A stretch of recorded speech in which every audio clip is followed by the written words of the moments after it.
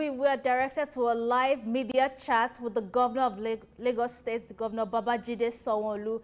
And during the media chat, he was talking about everything that has been going on in the country recently. The high cost of living, the hike in the prices of food items, and due to the fact that in other states they have been protests, the governor decided to have this media chat so that Lagosians will know that he is working to ensure that the lives of citizens and also their cost of living and everything should be reduced at this moment. So during the media chat, the governor mentioned ways he was going to make things a bit easier for the people of Lagos. He first of all started talking on transportation. Yes, people in Lagos State have been complaining about transportation prices always increasing, whether you're on the government-owned BRT buses or on the public transportation buses. So he also talked about how he's going to reduce transportation costs to 25% on the BRT buses and also on trains too. In addition, he mentioned that there will be a distribution of food items to households all over Lagos. So starting the first phase of this distribution of food items to households will be 300,000 households, where he's going to share food items from rice to yam to other solid food items for different families to also help them during this period in the hike in the cost of food prices.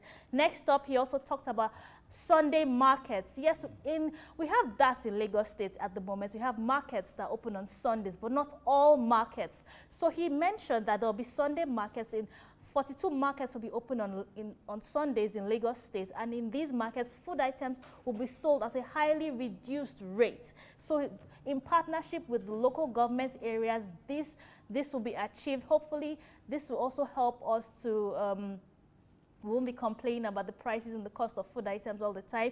And I'm just running through this before I start discussing with my guests. And there's a plan to also feed 1,000 to 1,500 people in the local government areas in Lagos State in the long term. This could be done daily. So the local government areas in Lagos, they have a whole lot of work to do to help us in this period of economic hardship. And I'm looking forward to this because the complaints have been getting far too much. I mean, this is the metropolitan center in the whole of Nigeria. We can't afford to have this situation ongoing. And yes, we've seen protests in other parts of the country, but we don't want this in Lagos. So the governor coming out to have a press conference to discuss ways he's going to alleviate the suffering of the people is a very good step.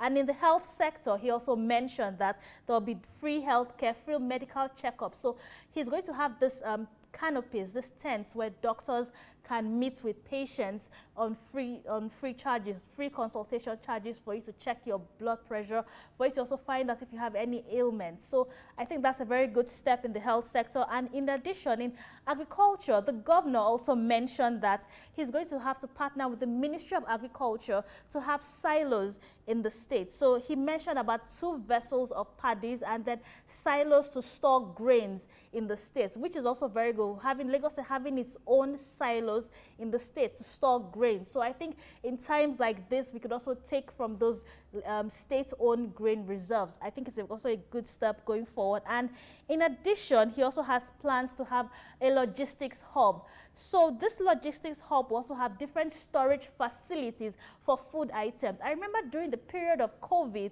we had warehouses where food items were stored. And it wasn't until towards the later part of 2020 where these items were not even released. They were actually broken into by people. So I think to avoid that kind of situation, having a state-owned storage facility, and in times like this where there's inflation and some economic hardship, this state-owned food storage facilities can be opened up for people to be able to take food from them and to be shared among the citizens of the state. And also he mentioned urban farming.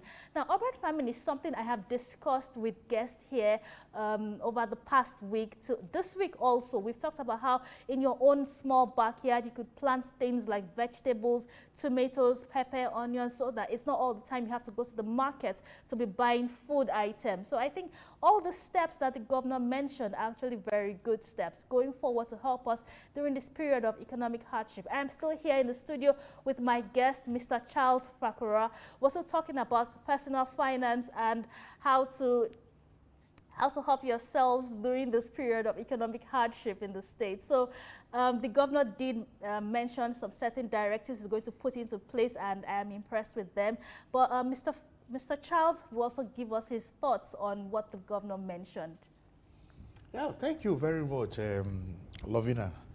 Well, first of all, one has to commend the governor for, on this rainy day, coming out to have this media chat, and yes, we all monitored the chat from the studio here, and we saw how the governor was, how would I put it, very robust in his answers to some of those questions those senior journalists asked him and all that.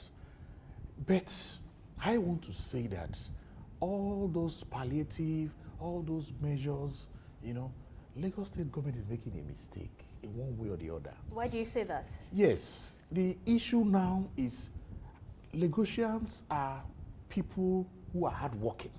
Yes. Even in the rain today, you could see that they all want to get to their place of work. Those who are in private business, they want to get to their business. So we just need the government to create that enabling environment. Yes, for me, all these measures are temporary measures, just an intervention because of the high cost of food items. Not only food, even energy. Yes. You mentioned of transportation, and I'm happy with the things he has done. Some areas in transportation, I might even do some PRO for the Lagos State, because today, I use the train, and I've been using the train all the way from the Festac corridor. You get to mile 2, and very neat. The officials there are also very, very professional. You enter the train, even if you don't have a seat, you will stand there and everything is so neat. Even when you get to your terminal, fine. And today I was particularly impressed because when we got to National Theatre, I had an announcement. They said for those who are going to UBA, Oando, that's along Marina there, Yes.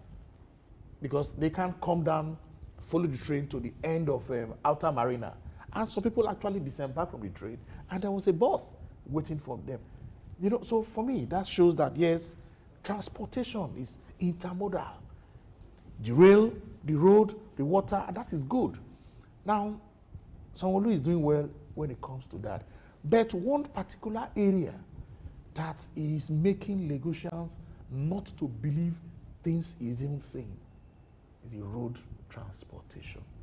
Sometime maybe last year or 2 years ago, they mentioned that this local downfall buses, you will just pay maybe 700 or 800 naira and you get one ticket, and that's the end, maybe for that particular day. But as we speak, you still see that at every bus stop, you still have these young men unkept who still harass people. That is, harass the bus drivers, yes, and their conductor and all that. Lagos is the center of excellence.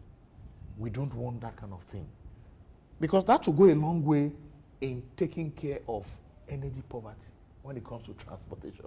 That is fine. Yes, for the food palliative, everything is fine. But again, I want to advise that the persons he has mentioned will be involved in this distribution of this food item. Let them have a change of hearts. This is national television, I'm going to say it with due respect, that it is not when these items, like the hub is talking about, food hub and all that, yes, not when it comes, let's take my Festac corridor, and before you know what, they'll be asking you to produce your APC card, membership card, and they'll say, okay, who is your ward chairman? For God's sake, politics is over. We are talking about, yes, governance. We are talking about the welfare of Lagosians. Yes, yes. And that is what should be paramount. It is not about, oh, I'm an APC card carrying member. Oh, no, I'm not an APC card carrying member. So for me, that is a change of mindset before all these things will actually work. And they must have that robustness in which I saw the governor, the way he is talking, he's really serious and wants to really achieve these things.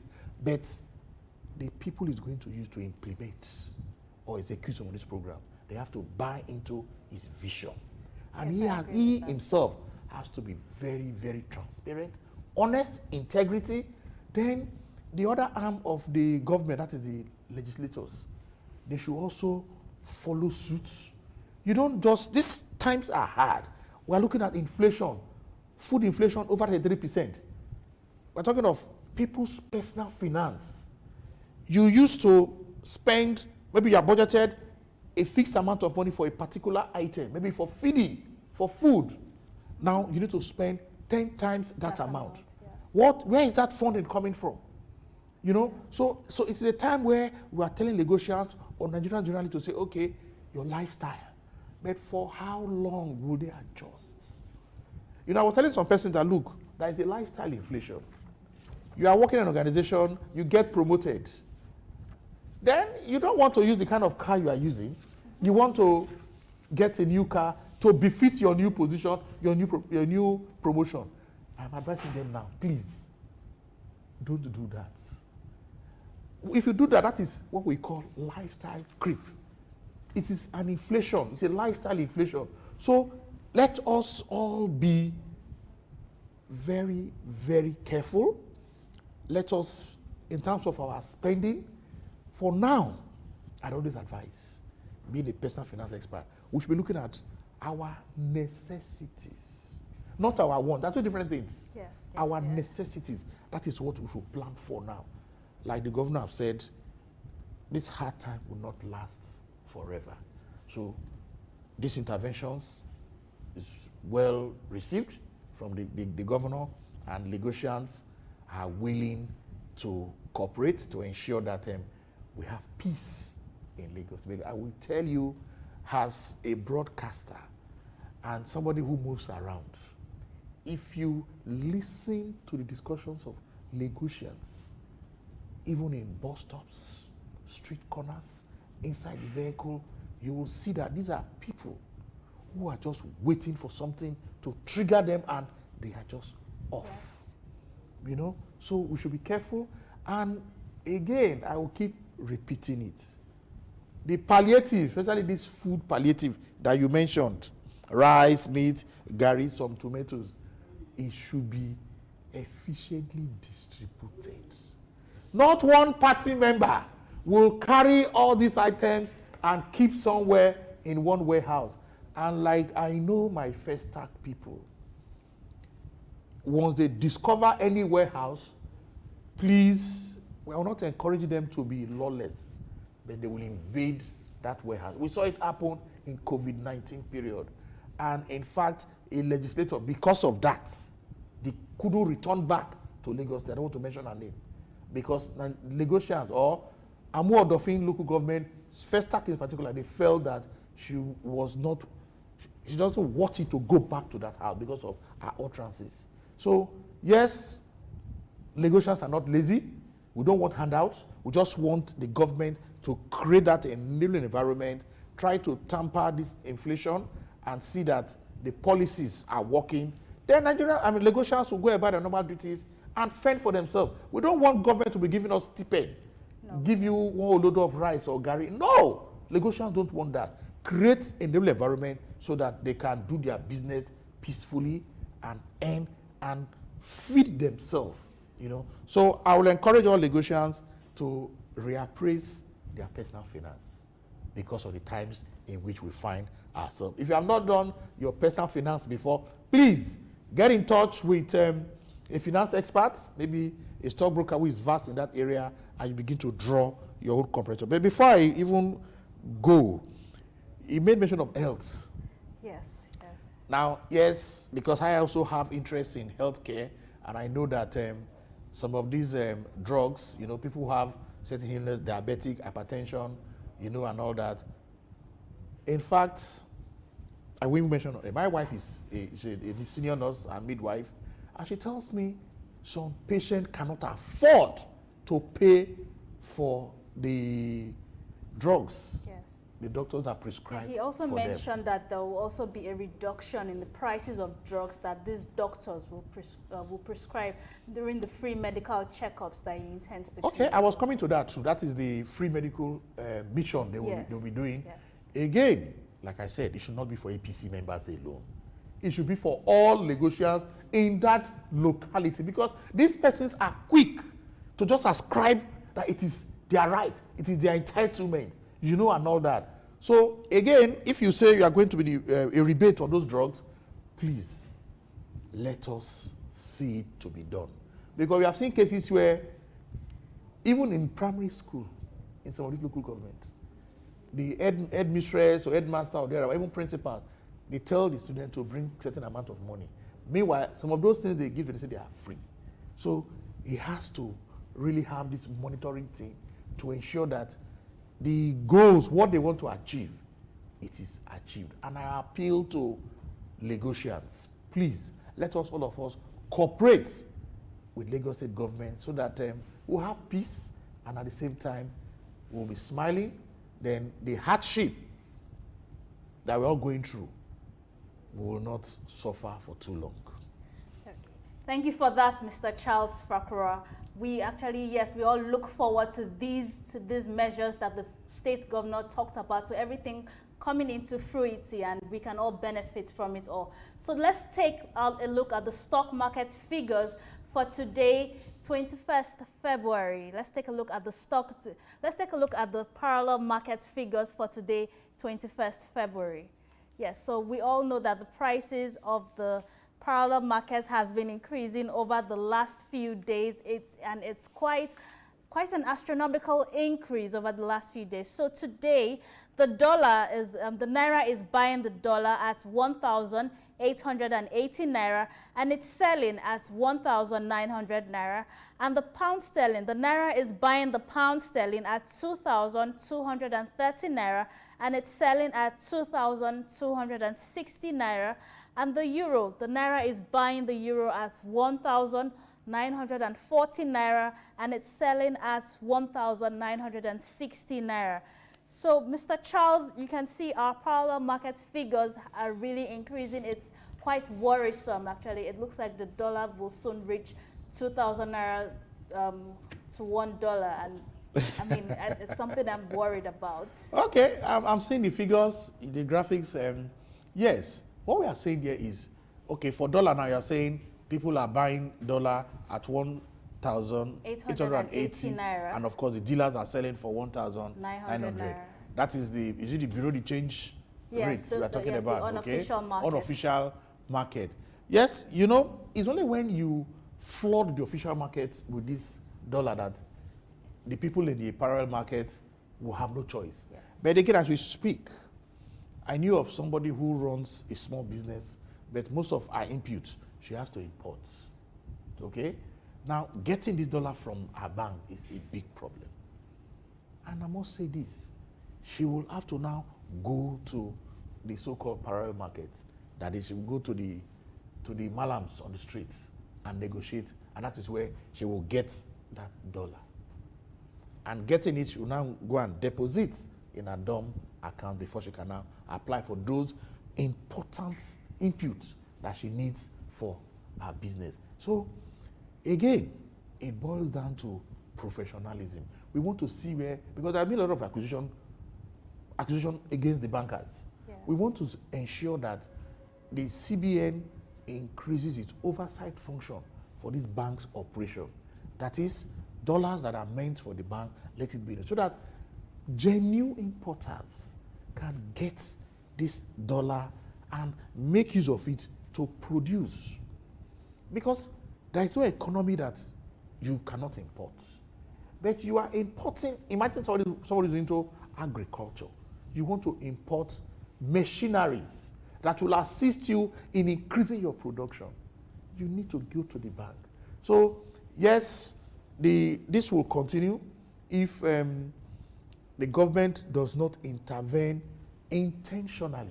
We will see these rates behave the same way. But I believe that Nigerians should also begin to check themselves. Like I've spoken with the bankers now, they should also know that they have to be professional, when it comes to FX transactions, international operations and all that.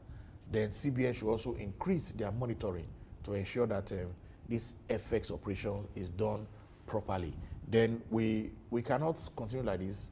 if we don't increase our production, because it is when we sell what we have produced, then we earn this hard currency. That is where, and of course, you're also mentioning that in certain transactions within Nigeria, people want to settle with dollar. Yes. I don't know why it is not being made a criminal offense. You cannot be in Nigeria, there is a school in Nigeria, and you tell me, I want to pay school fees, I have to go and get dollar. It is not done anywhere. If you have the dollar, please go to the bank, give them the dollar, and change to Naira, and come and pay the school fees or any other transactions you are doing. So we cannot continue dollarization of our economy. It is not good for us. In fact, some economists have even proposed that what is wrong if we sell our crude and tell them, pay us in Naira. Pay us in Naira. But before we get to that level, the economics of it, yes, because economics is not just on its own. There are a lot of political issues involved when it comes to world economy. So we have to be very careful about it. And at the same time, we need to show that Nigeria is indeed the giant of Africa. And we must show that in terms of our production.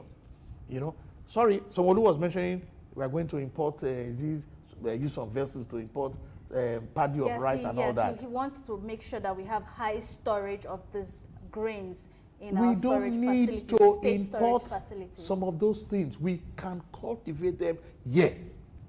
Yes, we can cultivate them here. But again, for just to intervene as a short-term measure, because things are already getting out of hand, yes, one would say, fine, it could go ahead to do such a thing. But it should not be the norm. That's what I'm trying to say. So we should try to reduce dollarization of the economy, and we'll see that things will gradually improve. Yes, thank you for that, Mr. Charles Fakrogha. Yes, so on today's show on Market Insights, we were discussing personal finance and economic hardship and how we're coping during this period. Before we move over to the live media chat with the governor of Lagos State, Governor Babajide Sanwo-Olu. And during the media chat, he also mentioned ways he was going to improve on the lives of Lagosians, ways he was going to also help to aid them during this period of inflation. And so far, all the measures he put together, we hope it comes into reality. We hope he can actually start doing them as soon as possible, because we don't want any breakdown of law and order. So that was our package for today on Market Insights. It was quite long because we had to join them for the live media chat. And stay tuned for more programming on Souq News. I remain your host, Lavina Emma.